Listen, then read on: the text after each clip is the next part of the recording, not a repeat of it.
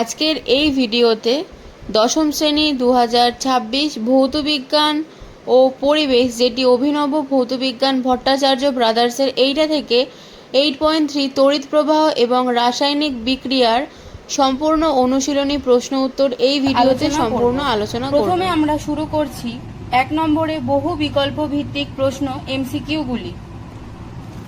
1 নম্বরের প্রশ্ন, তীব্র তড়িৎ বিশ্লেষ্য পদার্থ। উত্তর হবে অপশন ডি NaOH অর্থাৎ সোডিয়াম হাইড্রক্সাইড। 2 নম্বর, অ্যানোডে সংঘটিত বিক্রিয়াটি হল। সঠিক উত্তর হবে অপশন এ জারণ। 3 নম্বর, তড়িৎ বিশ্লেষণের দ্রবণে তড়িৎ পরিবাহন ঘটে। উত্তর হবে অপশন ডি ক্যাটায়ন ও অ্যানায়ন। 4 নম্বর, যে পাত্রে তড়িৎ বিশ্লেষণ করা হয় সেই পাত্রটিকে কি বলে? উত্তর হবে অপশন বি ভোল্টামিটার। অনেকেই প্রশ্নের উত্তর ভুল করে, দেখো এখানে ভোল্টমিটার এবং এখানে ভোল্টামিটার আছে, সঠিক উত্তর হবে ভোল্টামিটার।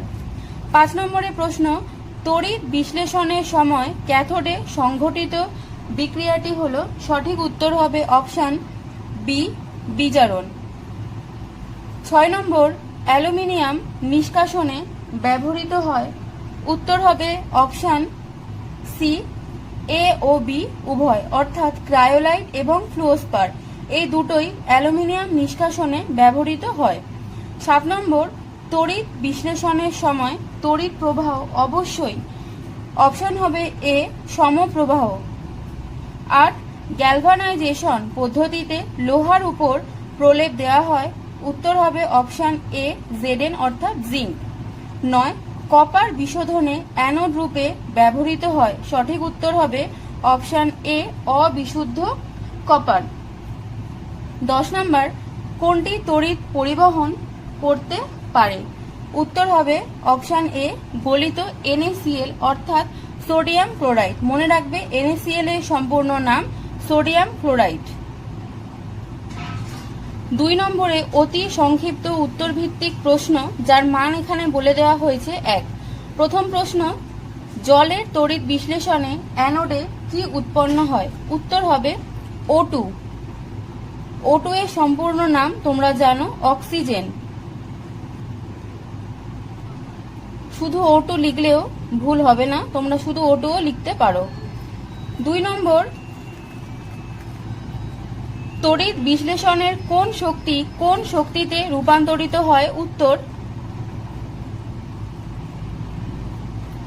তড়িৎ শক্তি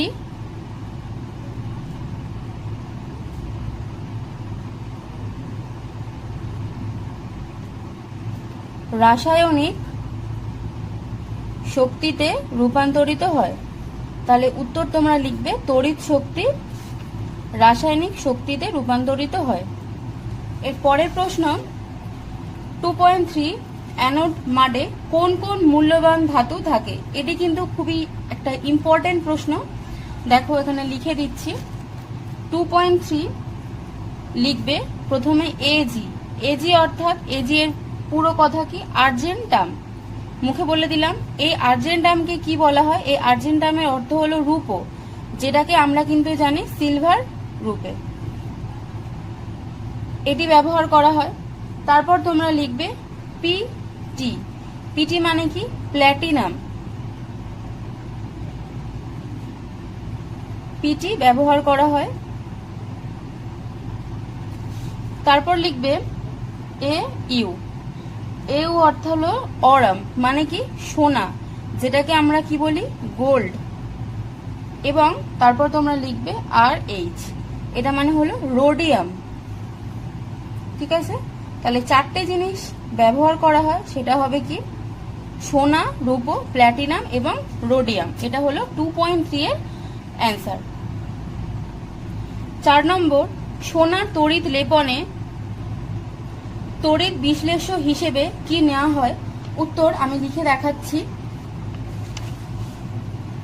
2.4 এর অ্যান্সার হবে পটাশিয়াম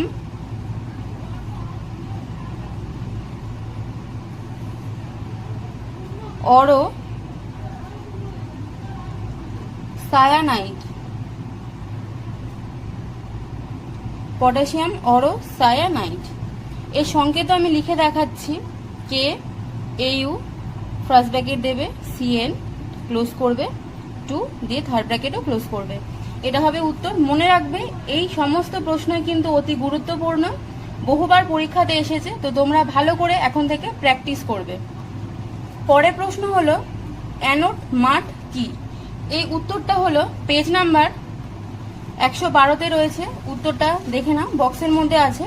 অ্যানোড মাড অবিশুদ্ধ তামার তড়িৎ বিশোধনের সময় অ্যানোডকে ঘিরে থাকা মসৃণের থলিতে কম তড়িৎ ধনাত্মক মূল্যবান ধাতুগুলি, যেগুলো আমি লিখে দেখালাম, অন্যান্য অশুদ্ধির সঙ্গে কাদার আকারে জমা হয়, একে অ্যানোড মাড বলে। তাহলে এখান থেকে তোমরা 3টে প্রশ্নের উত্তর পাবে, যেমন অ্যানোড মাড কাকে বলে, এবং এই যে এক্ষুনি আমি দেখালাম যে অ্যানোড মাডে কোন কোন মূল্যবান ধাতু থাকে, ধাতুগুলো থাকে, এবং কিসের জন্য ব্যবহার করা হয়, অবিশুদ্ধ তামার তড়িৎ বিশোধনে। অর্থাৎ এখান থেকে তোমরা 3টে প্রশ্নের উত্তর কিন্তু পাবে। তো এইটা হলো এটা 2.5 এর অ্যান্সার, ঠিক আছে, তোমরা এটা কেটে দেবে। পরের প্রশ্ন 2.6, অ্যালুমিনিয়াম নিষ্কাশনে গ্রাফাইট দণ্ড ড্যাশ হিসেবে কাজ করে, এটা কি হবে? উত্তর হবে অ্যানোড। অ্যালুমিনিয়াম নিষ্কাশনে গ্রাফাইট দণ্ডকে অ্যানোড রূপে বা অ্যানোড হিসেবে কাজ করানো হয়। তারপর সামান্য H2SO4 যুক্ত জল তড়িতের কি? উত্তর হবে সুপরিবাহী।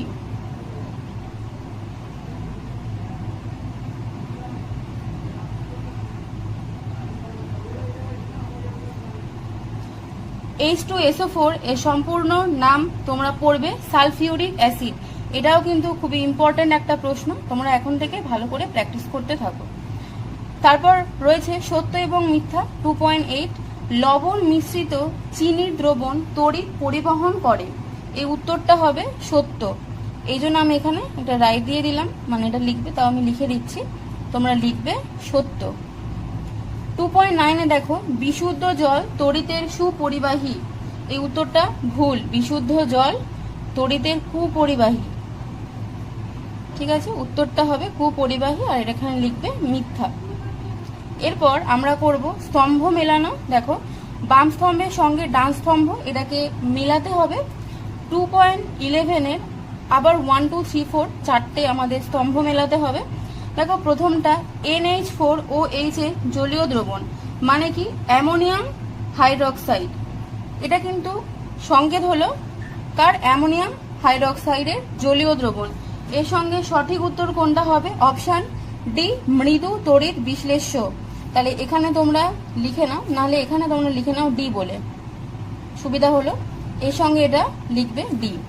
তারপরে প্রশ্ন রয়েছে 2.11.2তে গ্লুকোজের জলীয় দ্রবণ, এর সঙ্গে সঠিক উত্তর হবে অপশন সি, তড়িৎ পরিবহন করে না ও তড়িৎ অবিশ্লেষ্য। এর সঙ্গে কিন্তু হবে এটা, তাই জন্য আমি এখানে লিখছি সি। তারপরে 2.11.3তে দেখো কপার পরিশোধন, কপার পরিশোধনের সঙ্গে হবে অপশন এ, মানে এটা অ্যানোড মাড দ্রবণ, ঠিক আছে, এখানে লিখে দিলাম অপশন এ। এরপর লিখবো ক্রায়োলাইট। ক্রায়োলাইট কি করে? একটু আগেই আমরা পড়েছি, দেখো অ্যালুমিনিয়াম নিষ্কাশন 2 বি, ঠিক আছে। 1.6 এর একটা প্রশ্ন ছিল, দেখো যে অ্যালুমিনিয়াম নিষ্কাশনে ব্যবহৃত হয় কি কি? ক্রায়োলাইট এবং ফ্লোরস্পার উভয়, মানে অপশন সি তে আমরা টিক দিয়েছি। অর্থাৎ এইখানে একটা বোঝার বিষয় আছে, যদি এখানে ক্রায়োলাইট না থেকে ফ্লোরস্পার থাকতো তাহলেও কিন্তু এটা উত্তর হতো, কার সঙ্গে হতো? অ্যালুমিনিয়াম নিষ্কাশনের সঙ্গে। এরপর আমরা শুরু করব 3 দাগে দীর্ঘ উত্তরভিত্তিক প্রশ্নগুলি। এই প্রশ্নের উত্তরগুলো করে দেওয়ার আগে সবার কাছে একটাই অনুরোধ, ভিডিও যদি তোমাদের ভালো লাগে তাহলে অবশ্যই সবাই লাইক, কমেন্ট এবং ভিডিওটা বন্ধুদের মধ্যে শেয়ার করবে এবং সাবস্ক্রাইব করবে। তো চলো উত্তরগুলো আমরা দেখে নিই। প্রথম প্রশ্ন রয়েছে 3.1 এর তড়িৎ লেপন কাকে বলে এবং তড়িৎ লেপনের দুটি উদ্দেশ্য উল্লেখ করো। তো দুটো প্রশ্ন একসঙ্গে জানতে চেয়েছে, উত্তরটা আমরা দেখব। পেজ নাম্বার 112তে রয়েছে উত্তর, একটু তোমরা মিডলের দিকে আসবে, দেখবে লেখা আছে। দেখো প্রথমে লেখা আছে তড়িৎ লেপন। তো তড়িৎ বিশ্লেষণ প্রক্রিয়ায় রাসায়নিকভাবে অধিক সক্রিয় কোনো ধাতু বা ধাতু সংকরের উপর অপেক্ষাকৃত কম সক্রিয় ধাতুর প্রলেপ দেওয়ার যে পদ্ধতি তাকেই কিন্তু বলে তড়িৎ লেপন। তাহলে এইটা হলো একটা প্রশ্নের উত্তর। এবং পরের যে প্রশ্নের উত্তর দেওয়া আছে দেখো, তড়িৎ লেপন দেওয়ার কারণ বা উদ্দেশ্য। তো আমাদের উদ্দেশ্য জানতে চেয়েছে, তাহলে আমরা এখান থেকে দুটো পয়েন্ট আছে, দুটো পয়েন্ট কিন্তু খুবই ইম্পর্টেন্ট, তোমরা লিখবে 1 নম্বর এবং 2 নম্বর। তার মধ্যে একটা ইম্পর্টেন্ট যেটা সেটা বলে দিই। 2 নম্বর পয়েন্টে দেখবে কোনো বস্তুর উপর সোনা দ্বারা পাতলা প্রলেপ দেওয়াকেও গিল্ডিং বলা হয়। এই প্রশ্নের উত্তরটা তোমরা পরবর্তীতে পাবে। তো এটা হলো গিল্ডিং কাকে বলে পেলে তড়িৎ লেপনের উদ্দেশ্য। জলবায়ুর হাত থেকে কিংবা বিভিন্ন রাসায়নিক পদার্থের ক্রিয়া থেকে তামা, লোহা, পিতল প্রভৃতি ধাতু বা ধাতু সংকরের তৈরি বস্তুগুলিকে রক্ষা করার জন্য তড়িৎ লেপন দেওয়া হয়। এটা কিন্তু মোস্ট ইম্পর্টেন্ট গুরুত্বপূর্ণ প্রশ্ন একটা। যেমন মরিচা পড়ার হাত থেকে লোহাকে রক্ষা করার জন্য লোহার উপর নিকেলের প্রলেপ দেওয়া হয়। এবং 2 নম্বর, বিভিন্ন ধাতু বা ধাতু সংকরের সৌন্দর্য ও স্থায়িত্ব বাড়ানোর জন্য তড়িৎ লেপন পদ্ধতির প্রয়োগ করা হয়। যেমন পিতলের গয়নার উপর সোনার প্রলেপ দিয়ে সৌন্দর্য বৃদ্ধি করা হয়। তাহলে এটাও কিন্তু খুবই ইম্পর্টেন্ট একটা প্রশ্ন, খুব ভালো করে এটা এখন থেকে প্র্যাকটিস করবে। পরের প্রশ্ন 3.2 রয়েছে দেখো, তামার উপর সোনার প্রলেপ দিতে তড়িৎ বিশ্লেষ্য রূপে ও অ্যানোড রূপে কি কি ব্যবহার করা হয়। এবং তার সঙ্গে আরেকটা কোশ্চেন জানতে চেয়েছে উত্তর। দেখো, তড়িৎ বিশ্লেষণে ক্যাথোডে সংঘটিত বিক্রিয়াটিকে কি বলে। তাহলে দুটো প্রশ্নের উত্তর জানতে চেয়েছে। প্রথমটা আমরা লিখে দেখাবো, পরেরটা আমরা বই থেকে দেখাবো। আগেও আমি বলে দিয়েছি, তাও একবার দেখিয়ে দেব। দেখো উত্তরটা 3.2 এর প্রথম যে পার্ট, সেই পার্টের অ্যান্সারটা আমরা লিখব। দেখো কি দিয়ে চেয়েছে জানতে, তড়িৎ বিশ্লেষ্য। তড়িৎ বিশ্লেষ্য রূপে ব্যবহার করা হয় পটাশিয়াম অরোসায়ানাইড। পটাশিয়াম অরোসায়ানাইড।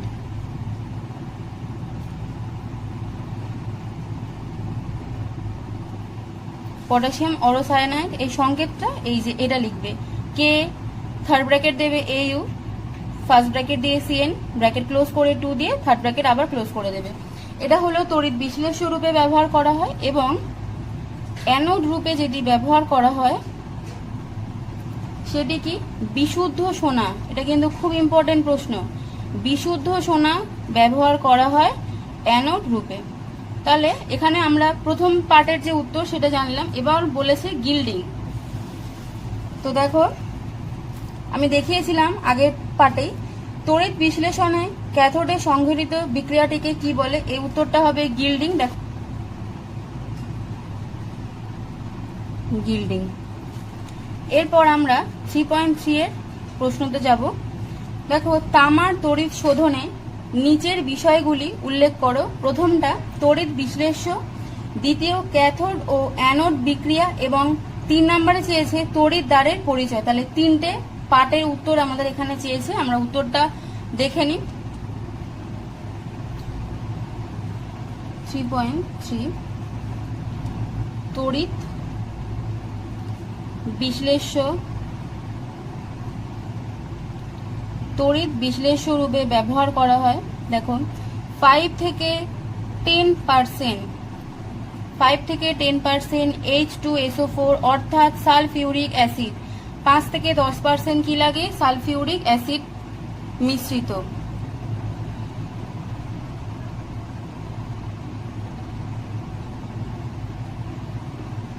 এবং 15% কি লাগে, CuSO4 অর্থাৎ কপার সালফেট এর জলীয় দ্রবণ। প্রশ্নের উত্তরটা তোমরা ভালো করে দেখে তারপরেই লিখবে। তাহলে প্রথমে বললাম কি লাগে, 5 থেকে 10% H2SO4 অর্থাৎ সালফিউরিক অ্যাসিড মিশ্রিত, এবং 15% কপার সালফেটের জলীয় দ্রবণ। এটা কিসের জন্য লাগে, তড়িৎ বিশ্লেষ্য হিসেবে। এরপরে এটা আমাদের 1।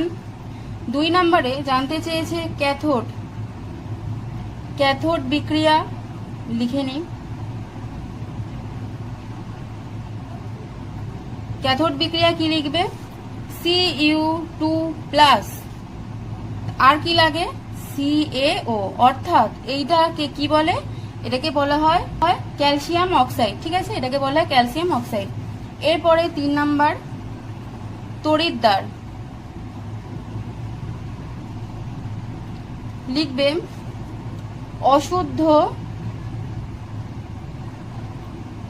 তামার পাত, অশুদ্ধ তামার পাত অ্যানোড হিসেবে, অশুদ্ধ তামার পাত অ্যানোড হিসাবে,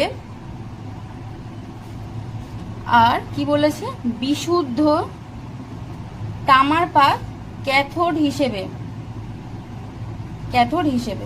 ঠিক আছে, 3টে জানতে চেয়েছে, দেখো 3টে এর উত্তর তোমরা দেখে ভালো করে লিখে নেবে। এর পরের প্রশ্ন 3.4 তড়িৎ বিশ্লেষণ প্রকৃতপক্ষে একটি জারণ বিজারণ বিক্রিয়া, এটাকে বলেছে ব্যাখ্যা করো। উত্তরটা রয়েছে পেজ নাম্বার 110। দেখো ব্র্যাকেট করে দিয়েছি আমি। তড়িৎ বিশ্লেষণ একটি জারণ বিজারণ প্রক্রিয়া।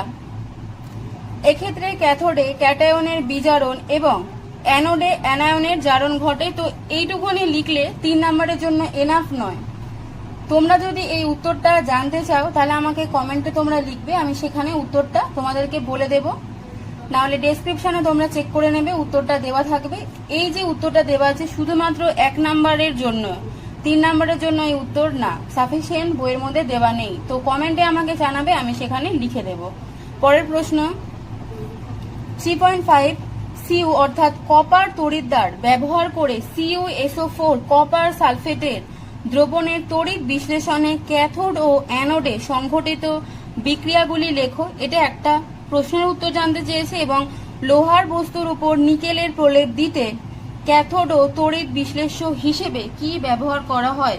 উত্তরটা খুব গুরুত্বপূর্ণ, তোমরা দেখে নাও। পেজ নম্বর 112তে রয়েছে ফার্স্ট পার্টের যে উত্তরটা, দেখো ক্যাথোড বিক্রিয়া এবং অ্যানোড বিক্রিয়া জানতে চেয়েছে। তো তোমরা এখান থেকে এই যে রাইট দেওয়া আছে, এখান থেকে ঠিক এতদূর লিখবে, এখান থেকে এতদূর লিখবে। যেহেতু আমাদের শুধু ক্যাথোড এবং অ্যানোড জানতে চেয়েছে, তাহলে তড়িৎ বিয়োজন দেওয়ার দরকার নেই, শুধু এই দুটো দেবে। যদি তড়িৎ বিয়োজন জানতে চাইতো তাহলে আমরা এখান থেকে পুরোটাই লিখতাম। এটা হলো প্রথম পার্টের উত্তর। এবং দ্বিতীয় পার্টের যে উত্তর সেটা হবে 3.6 তড়িৎ বিশ্লেষ্য রূপে ব্যবহার করা হয় nickel sulphate, nickel sulphate. Nickel সালফেটের সংকেতটা একটু লিখি, দেখো NiSO4। এগুলো লিখছি কারণ এগুলো খুবই ইম্পর্টেন্ট। এবং কি ব্যবহার করা হয়? এর সঙ্গে ব্যবহার করা হয় সামান্য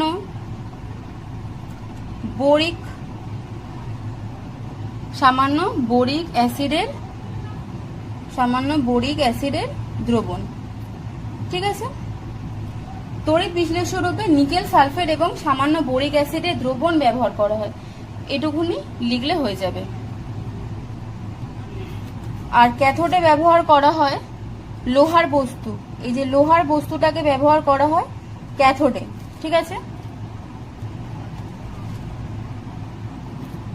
3.6 তড়িৎ বিশ্লেষণ পদ্ধতিতে কিভাবে অ্যালুমিনিয়ামে ধাতু নিষ্কাশন করা হয়?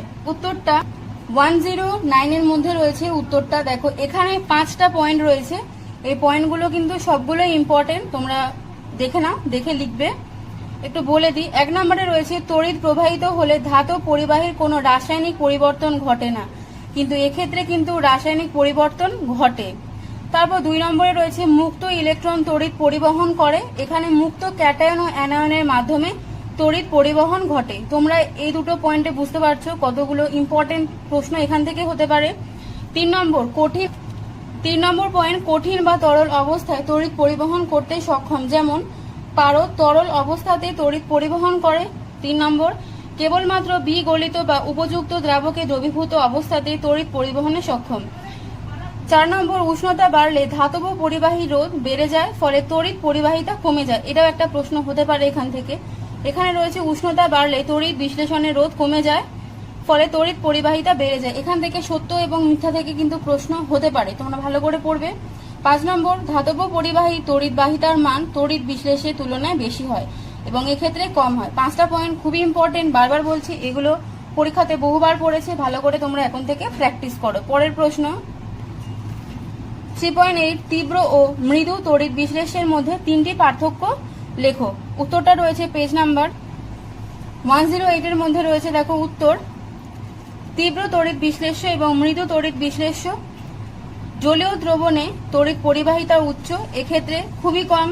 জলীয় দ্রবণে সম্পূর্ণভাবে আয়ন বিয়োজিত হয়, এখানে আংশিক বিয়োজিত হয়। এটা কিন্তু খুব ইম্পর্টেন্ট একটা পয়েন্ট, 2 নাম্বারটা। 3 নম্বর, এরা সাধারণত তড়িৎযোজী যৌগ কোনগুলো? NaCl, NaOH, COSO4। এটাও খুব ইম্পর্টেন্ট, 3 নাম্বার যে পয়েন্টটা, এটা পড়বে। এবং 4 নম্বর, এদের জলীয় দ্রবণে শুধুমাত্র আয়ন উপস্থিত থাকে এবং এক্ষেত্রে অণু আর আয়ন দুটোই উপস্থিত থাকে। ভিডিওটা আমি এখানেই শেষ করছি। তবে 3.5 এর যে সেকেন্ড পার্টের অ্যান্সার ছিল, লোহার বস্তুর ওপর নিকেলের প্রলেপ দিতে ক্যাথোড ও তড়িৎ বিশ্লেষ্য হিসেবে কি ব্যবহার করা হবে, এই উত্তর আমি দেখানোর সময় তোমাদেরকে 3.6 এটা লিখে দেখিয়েছিলাম, তবে এটা হবে 3.5। এবং 3.6 তড়িৎ বিশ্লেষণ পদ্ধতিতে কিভাবে অ্যালুমিনিয়ামে ধাতু নিষ্কাশন করা হয়, এই উত্তরটা আমি দেখাইনি। এই উত্তরটা লিখতে হবে, অ্যালুমিনিয়াম থেকে অ্যালুমিনিয়াম ধাতু নিষ্কাশন করা হয়। তবে এইটুখানি যথেষ্ট লিখলে হবে না 3 নম্বরের জন্য। তোমরা এই উত্তরটা যদি জানতে চাও তাহলে আমাকে কমেন্টে জানিও, আমি সেখানে উত্তরটা লিখে দেখিয়ে দেব। এবং 3.7 এর যে কোয়েশ্চেন, ধাতব, পরিবাহী ও তড়িৎ বিশ্লেষের মধ্যে 3টি পার্থক্য, এই প্রশ্নটাও আমি দেখাইনি। অর্থাৎ আমাদের ভিডিওতে কিছু মিস্টেকের জন্য এই 3টে প্রশ্নর আমাদের ভুল হয়ে গেছে, তোমরা একটু দেখে লিখে নেবে।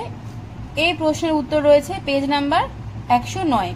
তো ভিডিওটা আমি এখানে শেষ করছি। ভিডিও যদি তোমাদের ভালো লাগে তাহলে অবশ্যই সবাই সাবস্ক্রাইব করে দিও। ধন্যবাদ।